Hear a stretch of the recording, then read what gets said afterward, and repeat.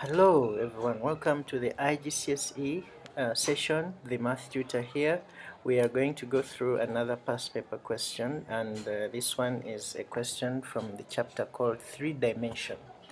Okay, so let's go straight away to business. Make sure you subscribe, like and share the video, and let's improve those grades. And please share with your friends because it is always lonely at the top. Alright, so let's go. The diagram shows a cuboid, and the lines have been given, and they're saying that calculate the angle between AG and the base. So they have shown us, they have made work easy for us. Actually, they have shown us AG, and we can see the base. So step one is to think about trigonometry. Okay, trigonometry is very handy in this situation.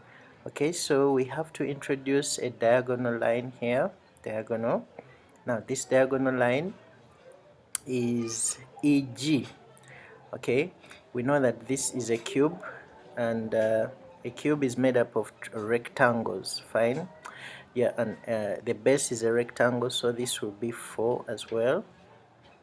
And AG, this height, I mean this length, AG is 13, and this AE, as you can see, is 5. So that means that I'll change the color a bit. Okay, so that means that this here is also 5, and this is also 5. So we have to think of how we can get this green line, because the angle we want is this one here. This is the angle we want. Alright, so we have to think. So you sketch out the triangle that we are going to use first. Okay, it's here. There we go. So this is 5 and this is 4. No. I beg your pardon, it's not 5. This is EH, and then G. Okay, so we need G.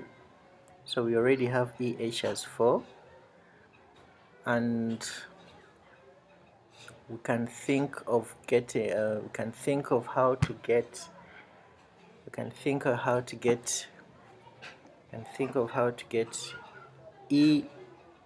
EG.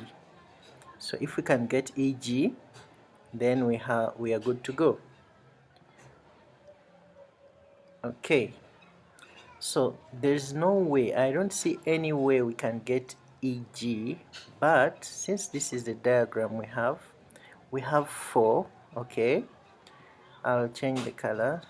This looks the same, confuse you.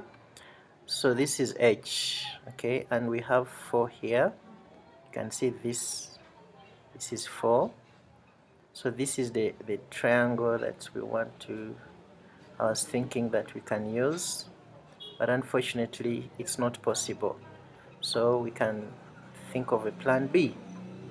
Okay, and the plan B is this. So we know that this is the line that's going to help us get the angle. So we can draw a new triangle like that, and then the vertices of the triangle are A, E, and G. We go directly to what we want. So this is the angle we want. We can name it A, and this is AE is 5, and AG is 13. Oh, so this is now getting easier. So as I told you that you have to think about this guy here, trigonometry is going to save us from this situation. Look, so under trigonometry you have to think about this abbreviation.